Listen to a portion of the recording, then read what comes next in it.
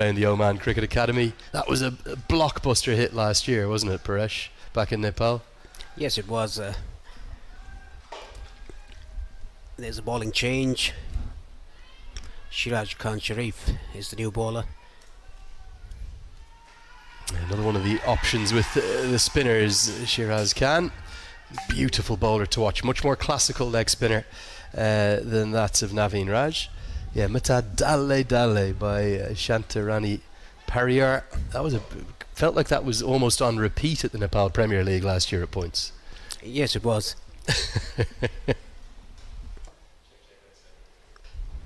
Yeah, really, really catchy. It's just maybe the catchiest song I reckon I've ever heard, that one.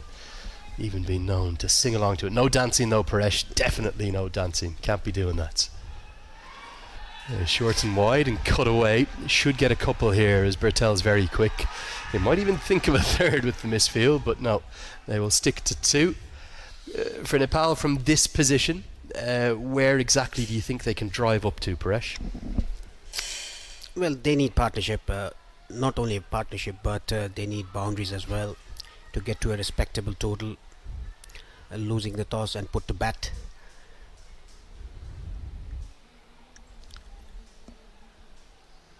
Shiraj Khan Sharif, he's a proper leg spinner who bowls with the wrist. He gets good turn, doesn't he? He really does, and as a consequence, anyone who gets good revs on the ball will always get good drift. So he'll drift it into the right-handers and turn it away. Do you think Jora's played very well and 100% deserves his spot in this 11, but also up the order at number 5? But I just wonder whether or not they could have gone with a left-hander. Rashid Riaz not happy with the fielders in the deep, and having a long chat with the skipper Mohammad Aslam, who's at cover, just saying he does not want the throws to be coming in off the turf. Khan was interested there. They'll get a single. With Nepal's bowling depth, 140 could be enough, but it's not going to be comfortable. Like I said, for the cushion, they need at least 150 on board. Yeah, fascinating periods of the game. Again, the drift in, you can see it through the air. But not just to the game, Paresh, but because of the structure. I'm just going to repeat it again. Only 2 group games. You lose both your group games, you're gone home. You're back on a plane to either Kuwait or to Kathmandu. If you win one, you can go through, but there are scenarios where each of the 3 sides could win one. Then it will come down to net run rate. As the sweep shot comes out, but there is protection out there. So because of that format, you have to get off to a good start. And then with you carrying the points through, as we've seen in most Super 6 structures, end of the 11th at 60 for 3. It's just so important to try and win your first 2 group games. I know it sounds like we're banging a drum again and again here. The Manhattan has shown not too much outside of those 2 good overs at the end of the power play. If you do lose your first one to Kuwait here, and you're a Nepal fan, you're thinking we're in real trouble. Yes, you'll be in real trouble because you're playing against Japan the other game, and you'll be under pressure.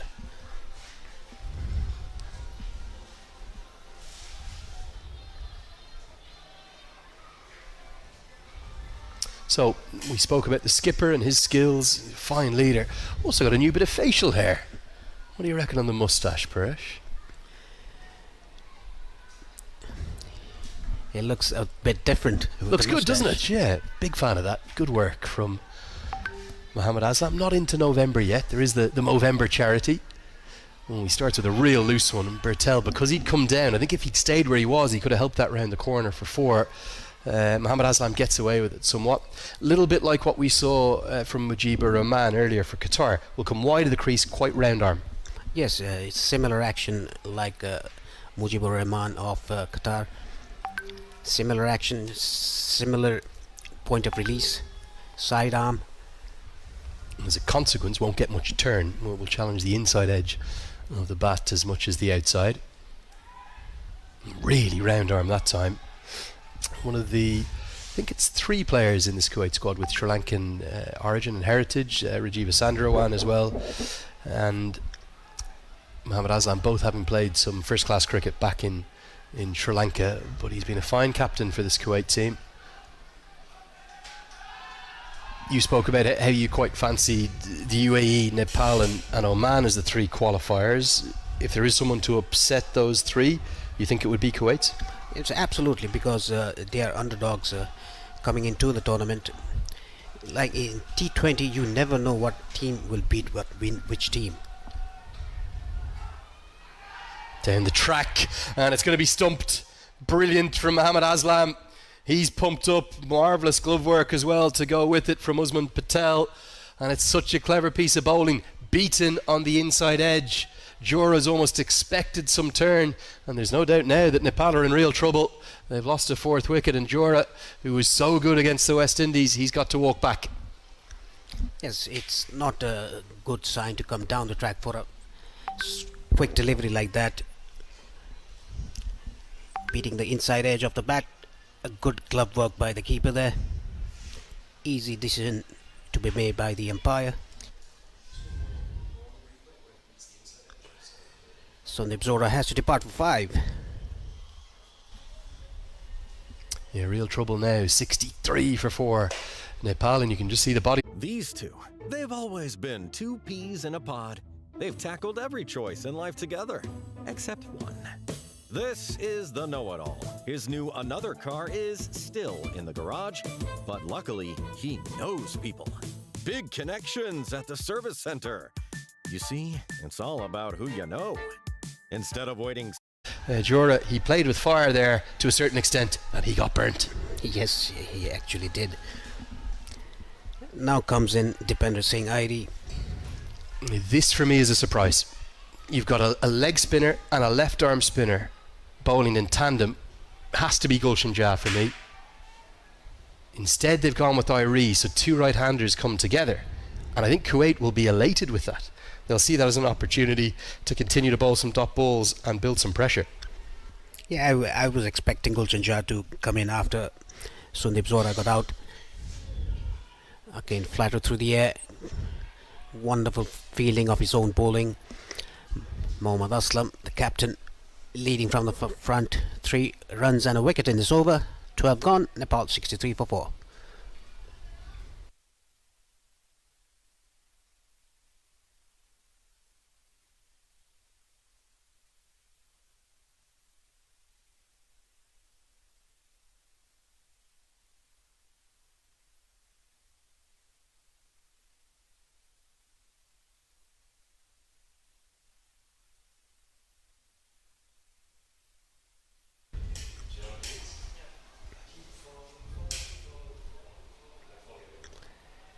It's going to be Shiraj Khan to continue.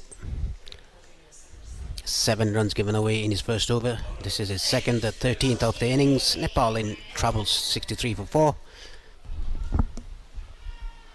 Difficult position here for Nepal. Got to scrap up to some kind of a total. They do bat a long way down, but the pressure is just being applied ever so well by Kuwait spinners. Could have a dramatic upset. A big turn up for the Bucks in the opening day. We nearly had one at stages, that UAE versus Qatar contest, but in the end the Emiratis class showed Nepal have it all to do from here. They have. I think the wrong choice of batters to be sent. Like you said, Lenny, left arm orthodox and leg spinner bowling. A left-hander should be the case. Yeah, for me, I cannot get my head around that. However well Dipender Singh Airi plays, and he's so quick between the wickets, he finds a way to get to there. Most people it would have been a single for, but Bertel's quick too. I just think you have to go to Gulshan Jah to take on the bowlers. Look at the running between the wickets. Irie's in fourth gear there. He's not even close. He jogged the second bit of that second run. Remarkable speed. He's a dynamite. You cannot take your eyes off him. Now, good squeezing in the ring. Single saved. Yes, that's very good fielding, and the last the 2 runs that they took, the ball hardly crossed the 30-yard circle. Got to give you one quick update. Paresh, you were talking about that ICC Women's Cricket World Cup game in Colombo earlier and how Australia were in such trouble. This is driven away for what Might only be the single. Good line run by the fielder. At one stage, 76 for 7 in the 21st over.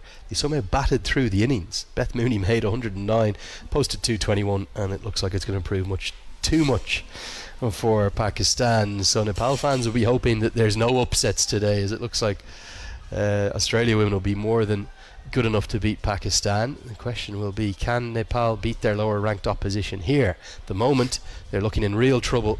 They're only going at a fraction over 5 runs per over. They've got 7 overs left to work with. Where are the runs coming from? One of these batters have to take a risk, score boundaries every over, couple of boundaries every over, to if they want to score, let's say, around 140 to 150 runs. They have to start it now. Good from Irie, reading the fact that the ball's not going to turn, and happy to punch it down the ground for one.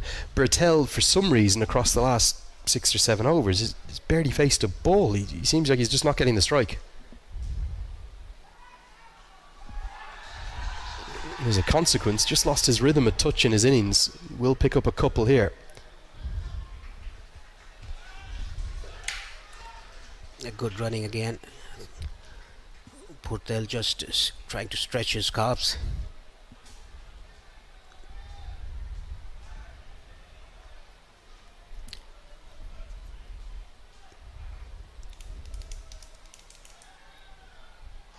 Real drag down, and gets away with it a little bit, does Mohammad Aslam. Didn't quite pick the length up there, Bertel. Would have thought he would have gone to the power pull shot. Big gap between long on and deep mid wicket, probably 45-50 yards between them. Nepal just not able to find the boundary at the moment.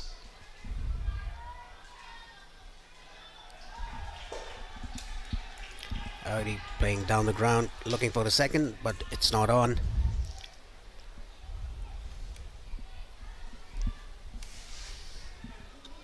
Purtel, 37 of 37 run-a-ball innings.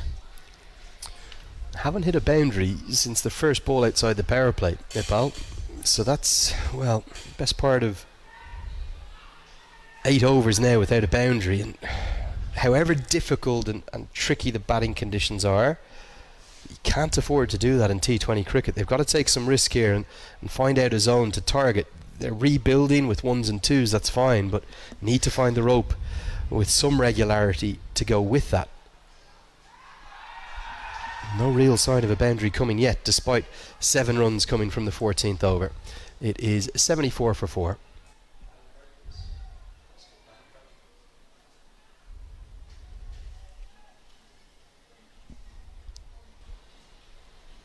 Spoke about that depth in Nepal's batting. Gulshan Jha will certainly be in at 7 now, but don't have Karen Casey. Nandan Yadav might come in above Kami and Lamachani, depending upon the situation. He might, if you need quick runs from his bat, he might come in front of Sandeep Lamachani. But I don't think he'll come ahead of Sompal Kami. Sompal Kami is a good hitter of the ball. I don't think he's quite as big a hitter as Nandan Yadav. Nandan Yadav seems to me to have a bit of X factor, almost feels very much like the heir apparent to Karen Casey's throne whenever Casey decides to call time in his illustrious career, which has been, well, just draped in glory. The folk hero, the original hero in many ways, alongside the likes of Paris Kadka and Basanta Regmi and Shakti Gauchan and so many others. Binod Das, who will be watching on from all across the world. There is a challenge here for Nepal. It's exactly what they would have expected from Kuwait. They will have not underestimated their opposition in any way, shape or form. If they can only get 130, do you still think they'll have enough with their attack to restrict Kuwait? Well, they'll have to bowl really well to defend 130 odd runs. They have the bowlers. Oh, diving effort and a sparkling effort to the highest quality. The skipper, Mohammad Aslam, well, flying through the air, much like Zishan Maqsood or maybe Aki Bilias have done for Oman in those World Cups. This would have been one of the best catches of all time. Oh, great effort. Diving to his right. It would have been the catch of the tournament so far. Oh, boy, I think it would have stayed the catch of the tournament. to go with it. I don't really want to call that a drop catch. I actually think he saved 3 there with the dive. He's so close in at cover too. The full toss from Shiraz Khan has only cost a single.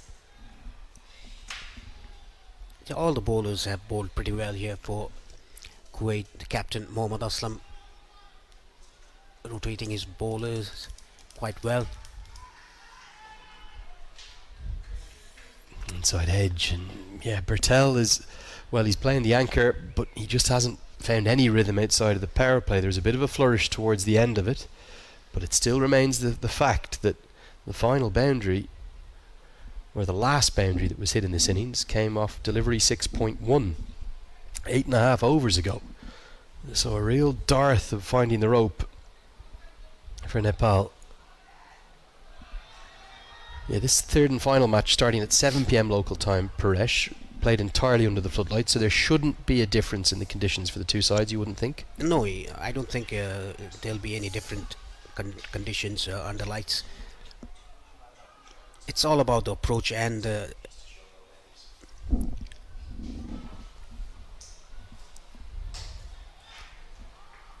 punched into the leg side again. It's just a single. They are scoring off every ball, but really it's just ones and the occasional 2. 6 come from the 15th. It's 80 for 4.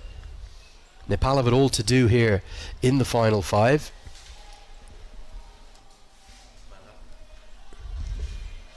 And you'll see here in the Manhattan, since that the boundary was actually hitting the 7th over, so 6.1 on the scorecard, but then he pulled back the rest of that over to Anu Deep with just 3 more singles from it. They haven't hit a boundary, and as a consequence there are no big overs. The only 2 with double digits, overs 5 and 6. that shows how well the Kuwaiti bowlers have bowled. Now Yashin Patel back into the attack. If they can score around 45 to 50 runs in the last 5, they might take it. Yeah, well, I suppose for Nepal it's about trying to find a way to get 10 and over off the last 5. 10 and over from here gets you up to 130. It's not par, it's 20 runs under the average at this venue, but it's something. And they've got 6 wickets in hand. You have to take some risk now. I understand the consolidation and the rebuild here, and Bertel moves into the 40s.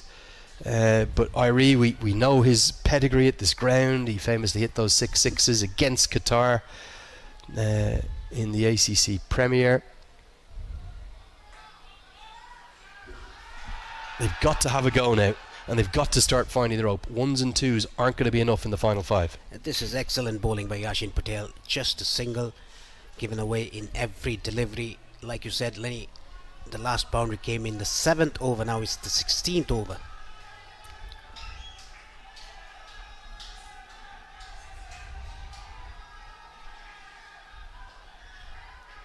Very good bowling by Yashin Patel. Over pitched into the block hole, just a single. This is exceptional by Kuwait.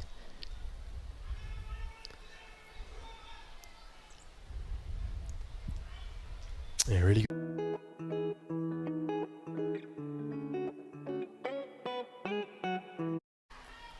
You'd just like to see Nepal try something. Is it coming down the track? Is it looking for a slog sweep? Is it looking to reverse sweep, hit with the spin? But they have to take some risk to find boundaries here. 1s and 2s not enough.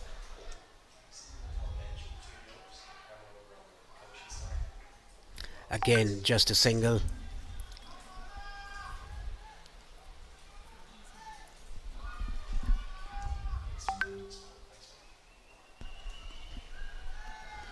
Kuwait are just doing all the basics right. Very few extras. Impressive bowling. Generally fielded pretty well, and even though Nepal are running well between the wickets, 1s are not enough. 16 bowled, another 6 runs from that over. It's 86 for 4. Only 4 remain. And the fate of this game, it's hanging in the balance, and as a consequence, with the structure of this tournament, the fate of the campaign for Nepal's qualification hangs in the balance on the first night of the tournament. And I have no doubt that Stuart Law will be acutely aware of that. We see Nick Pothas return as a consultant coach, Guy Nendra Malla there in the centre of the shot, the former captain, and some of the subfielders, Lalit Rajbanshi and Asif Sheikh, sitting together. They're trying to stay positive, but it's a nervy looking Nepal bench. Yes, it's a nervy look. 86 for 4 in 16 overs, just 4 overs remain. They have to take risk now. Still 6 wickets in hand. They have to take risk.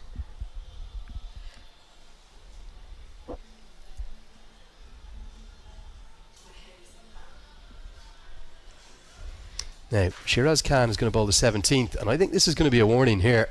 They're past the 1 minute. Rashid Riaz is... Don't think we've seen a warning yet. That will be the first warning, I suspect. They're well past the 1 minute that they need to bowl. They're over in between. They do that twice more. That will be a 5-run penalty. Keep your eyes on the umpires. We'll try to keep you posted of that too. You sense that this over, the final one of Shiraz Khan, surely has to be one that Birtel attacks here. Slog sweep up towards the pavilion. Is that the option? The ball is turning. There's a drift as well. I don't think that can be an option. Inside out can be an option. Goes down the ground, but straight to long off. Doesn't carry. I think at first he thought it was coming straight to him. It's Bilal up there. Maybe just slightly miss hit off the toe of the bat. Gets away with it. Another single.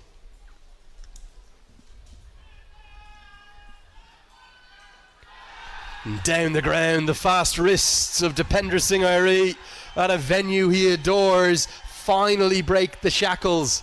It's the first boundary in more than 10 overs, and it goes to Dipendra Singh Airi. It was overpitched and really hit hard by Dipendra Singh Airi straight down the ground for a 6. They need plenty of those if they want to go to a respectable total. Now goes to the slog sweep, well outside the line, so it's an easy decision for Rashid Riaz. I'll scamper through for what will be given as a leg bye. Where's that crowd come from? Looks like it's doubled or tripled in size in the last 20-30 minutes. Yeah, they must have finished their work and came straight to the ground. Great support. And now that's a big strike. That flies gloriously into the night sky. It's a big, big hit. And the ideal way, the most majestic way, in fact, to bring up the 100. And it is the big over. We speculated it was needed. And Nepal's fans, their 12th player, finally being brought into the contest.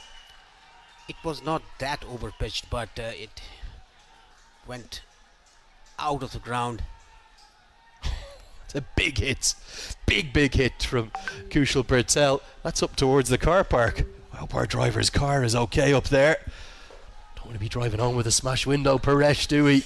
Great support. Look at that. The entirety of this media centre is basically filled to the hilt. The main grandstand here. A great camera shot from our team. Hope you're enjoying the pictures and the coverage, and you're very welcome along to ICC TV, live and free every brawl of these 21 games. You've got the company of me here, Andrew Leonard, alongside Paresh Lahani, the former Nepal opening batter. Do you captain at one point, Paresh? Yes, I was. Former captain. Sorry, I should give you your full title. I'm sorry, my friend. I knew you captain. Former captain and opening batter for Nepal. Bit of pressure on Shiraz Khan. I think Birtel will keep going. We've missed the fact he got to 50 in amongst that beauty. Comes off 46 balls. And Birtel will get the single. So for Birtel,